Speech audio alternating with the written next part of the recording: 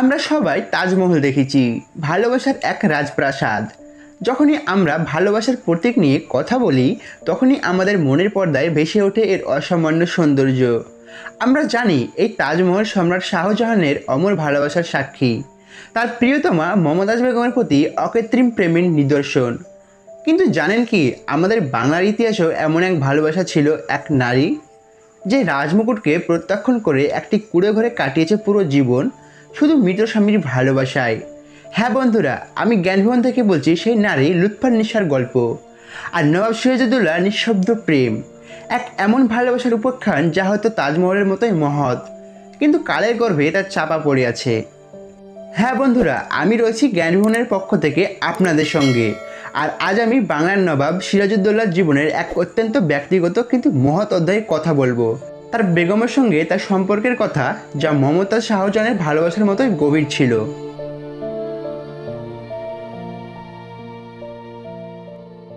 নবাব সিরাজউদ্দৌলার প্রথম বিয়ে হয়েছিল উম্মাতুন্নেছা বেগমের সাথে। নবাবী প্রথা অনুযায়ী এই বিয়েটি ছিল মূলত রাজনৈতিক বাধ্যবাধকতা। রাজপরিবারে এমন বিয়ে খুব স্বাভাবিক ঘটনা, যেখানে ব্যক্তিগত ইচ্ছার চেয়ে রাজবংশের প্রয়োজনটাই বড় হয়ে দেখা দিত। কিন্তু এই বিয়েতে সম্ভবত প্রেমে সে গভীরতা ছিল না, যা আমরা সাধারণ এক রোমান্টিক সম্পর্কে খুঁজে থাকি। দুর্ভাগ্যজনকভাবে উম্মাতুন্নেছা বেগম অল্প বয়সের মধ্যেই মারা যান। তার চলে যাওয়া নবাবের জীবনে এক শূন্যতা তৈরি হয়, যা ছিল এক অপূর্ণ অধ্যায়ের মতো। উম্মাতুন্নেছার মৃত্যুর পর সিরাজের জীবনে যেন এক নতুন বসন্ত নিয়ে এলেন এক অসাধারণ নারী। তার নাম লুৎফান্নিসা বেগম। তিনি ছিলেন তৎকালীন এক অভিজাত পরিবারের সন্তান। ঐতিহাসিকদের মতে লুৎফান্নিসা ছিলেন শুধু সুন্দরী নন, তিনি ছিলেন বুদ্ধিমতী এবং নিজের সিদ্ধান্তে অটল এক দৃঢ়চেতা নারী। তার পূর্ব পরিচয় ছিল ভিন্ন। ধর্মীয় পরিচয়ে তিনি ছিলেন একজন হিন্দু রমণী, যার পূর্ব নাম ছিল রাজকুমারী রত্নবতী। প্রশ্ন জাগতে পারে, নবাবের তো আরও বেগম ছিলেন, তার লুৎফান্নিসার সাথে কেন তার সম্পর্ক এত গভীর হলো? কেন এই ভালোবাসা এতটাই অনন্য হয়ে উঠল? আসলে লুৎফান্নিসার আগমন ছিল সিজারের জীবনের এক অন্যরকম ভালোবাসার প্রবেশ। তাদের মধ্যে ছিল এক গভীর আকর্ষণ এবং পারস্পরিক বোঝাপড়া, যা সিরাজের অন্যান্য বেগমদের থেকে তার সম্পর্ক সম্পূর্ণ ভিন্ন ছিল। লুৎফান্নিসা ছিলেন সিজারের একমাত্র প্রেমিকা এবং সবচেয়ে বিশ্বস্ত বন্ধু। অন্যান্য বেগমরা যখন রাজনৈতিক বা সামাজিক কারণে বিয়ে করা হয়েছিল, লুৎফান্নিসা ছিলেন তার প্রেম ও পছন্দের ফসল। তিনি শুধু রূপে নয়, গুণেও ছিলেন অদ্বিতীয়তা। তার অসাধারণ বুদ্ধি, প্রজ্ঞা ও সিজারকে গভীরভাবে মুগ্ধ করেছিল। অস্থির নবাবের জীবনে তিনি ছিলেন শান্তির প্রতীক। তারা একে অপরের সাথে গভীরভাবে মানসিক সংযোগ অনুভব করতেন। সিরাজ তার সব দুঃখ কষ্ট, তার সব পরিকল্পনা লুৎফান্নিসার সাথে ভাগ করে নিতেন। এই আত্মিক বন্ধনই তাদের ভালোবাসাকে অন্যদের থেকে অনেক বেশি গভীর করে তুলেছিল। লুৎফান্নিসা নবাবের সর্বদা পাশে থাকতেন, তার সুখ দুঃখের অংশীদার হতেন। এই নিবেদিত প্রাণ ভালোবাসা তাদের সম্পর্ককে সত্যি অনন্য করে তুলেছিল।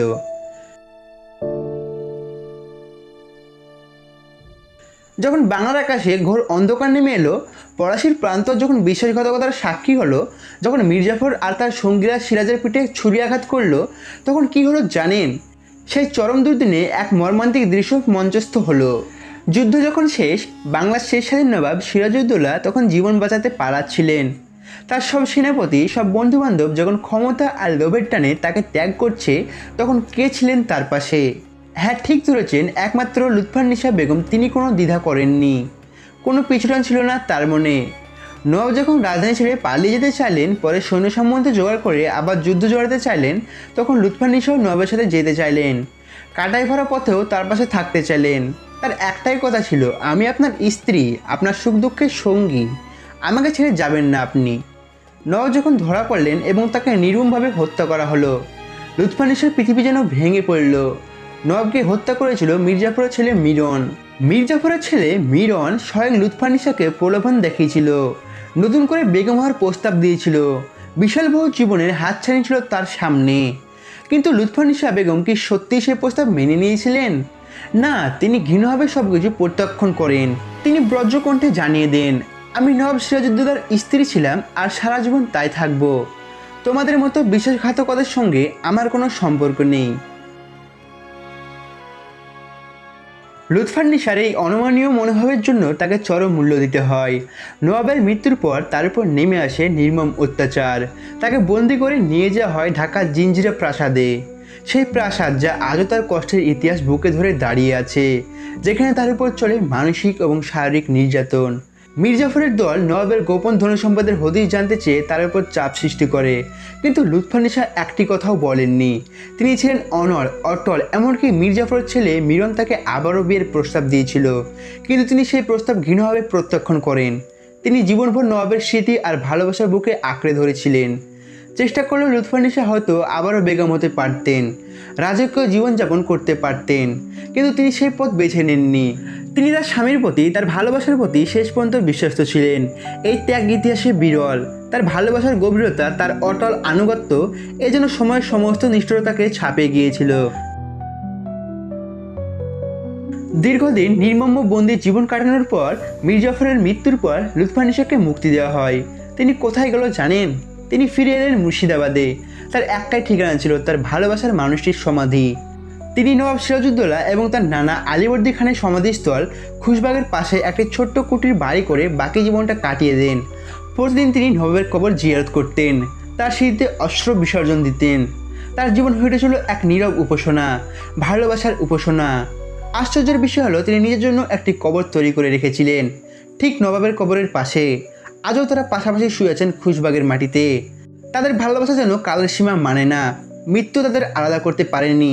এটি ভালোবাসার এক অমর নিদর্শন, যা আমাদের বারবার মনে করিয়ে দেয় সত্যিকারের ভালোবাসার শক্তি কত অসীম। সিরাজের মৃত্যুর পর সবার চোখ থেকে তিনি হারিয়ে গেলেন।